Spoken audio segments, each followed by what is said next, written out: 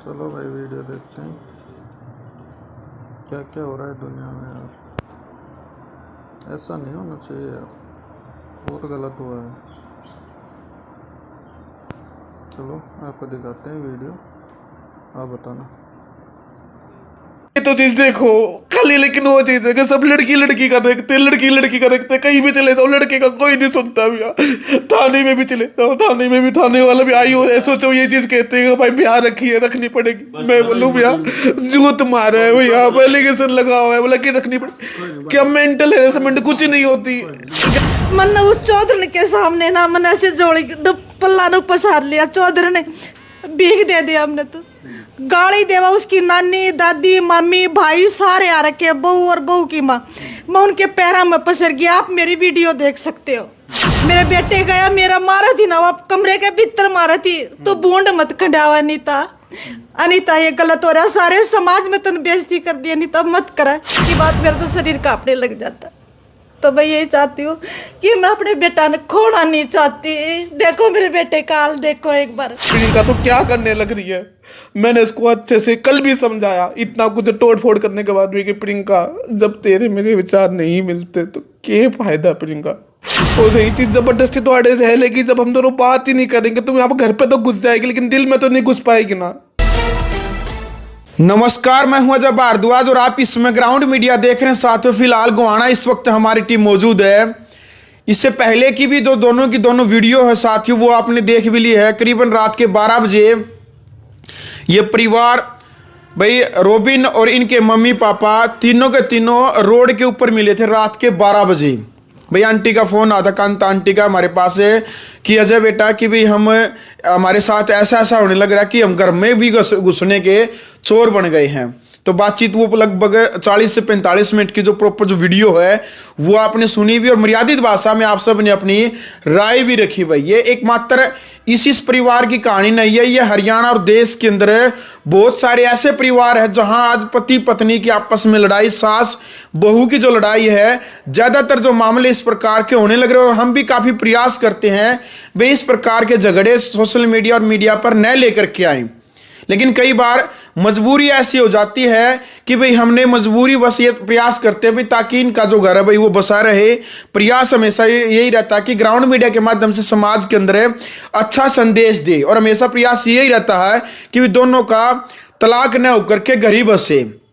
इससे पहले जो प्रियंका है भाई रोबिन की पत्नी, उसकी बातचीत भी आपने सुनी है। और मैं तो हालांकि इनको कह रहा था भाई अंकल आंटी को भी और रोबिन को भी, आप एक बार वहीं घर पे हम चल के बातचीत कर लेते हैं ताकि दोनों पक्ष से भी सास बहू हो या पति पत्नी है, दोनों आमने सामने होकर के जो भी इनके अंदर मनमुटाव है वो दूर हो सके और एक दूसरे के साथ वहाँ पर बात कर सके। भाई जी रोबिन, मैं तो यही कह रहा भाई घर पे क्यों नहीं चल रहे वहाँ पे जी? हमें सच बताऊं तो जैसे कल जब वो घर के अंदर घुसी थी, उसके बाद जैसे मैंने उसको अच्छे से बात भी करना चाहा कि देख प्रियंका, जब तेरे मेरे विचार नहीं मिलने लग रहे तो जबरदस्ती पीछे से वाल कूद के ऐसे आई है, ऊपर का गेट तूने तोड़ दिया है, वाईफाई का तार तूने तोड़ दिए हैं, और यही चीज नीचे टोड़ा फाड़ी करते हुए यूं आने लग रही थी। और ये चीज होने के बाद तो जबरदस्ती ये कहने लग रही है ना मैं निकलूंगी और आड़े रहूंगी और इसे आड़े मरूंगी, तूने 1-2 बार गेट भी बंद कर लिया था अपना। तो ऐसे करके अगर इस लड़ाई के बीच में अगर तू कुछ कर लेती है अपने आप को, या फिर मैं कुछ अपने आप को कर लेता हूं, या फिर ये मानो कि अगर मैं उसके साथ रहूंगा ही नहीं तो उसका फायदा क्या? उसको घर बसना कहोगे? नहीं कहोगे। तो देखो रिश्ता तो तभी रह सकता है और तभी बच सकता है जब दोनों पार्टी एक साइड से, दोनों साइड से खुश हो एक दूसरे के साथ रह के। जबरदस्ती का थोड़ा रिश्ता निभा करता है भाई। तो ये चीज मैंने उसको भी समझाने की कोशिश की, उससे बस एक ही रिप्लाई आया, गेट आउट, मुझे आपसे बात नहीं करनी, ये मेरा रूम है। मैंने कुछ नहीं किया, चुपचाप आ गया। मेरी मम्मी गई और बहुत सारी औरत थी आस पड़ोस की, वो भी गई, उन्होंने भी समझाने की कोशिश की।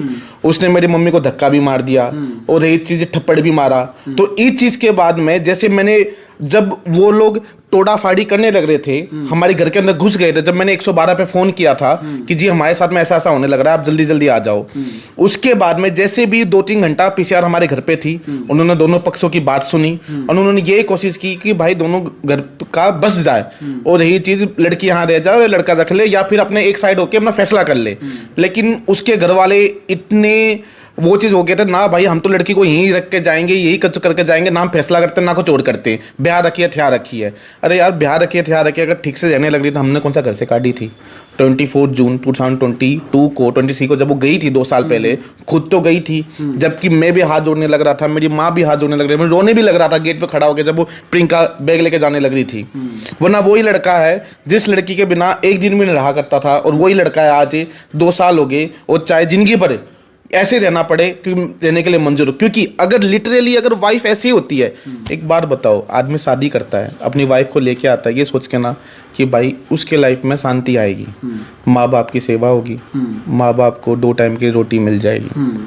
चलो ठीक है, देखो काम का तो ये बात है, किसी को कम आवे किसी को ज़्यादा आवे, ठीक है, उससे काम नहीं बनता था। उसने कहा कि मैं झाड़ू पोछा नहीं मारूंगी, कपड़े नहीं दूंगी, कपड़े मेरी मम्मी धो लिया करती थी, झाड़ू पोछा नहीं देंगे। मैंने मम्मी जब मानने लगी, एक बार बताओ, बेड पे वो लेटी हुई है, मेरी मम्मी उसके सामने झाड़ू पोछा मारे, मैंने ये चीज़ कहा कि मम्मी ये चीज़ में से नहीं देखा जाता, अगर आप मेरी बात मानो तो एक काम करो, काम वाली बाई लगा दो।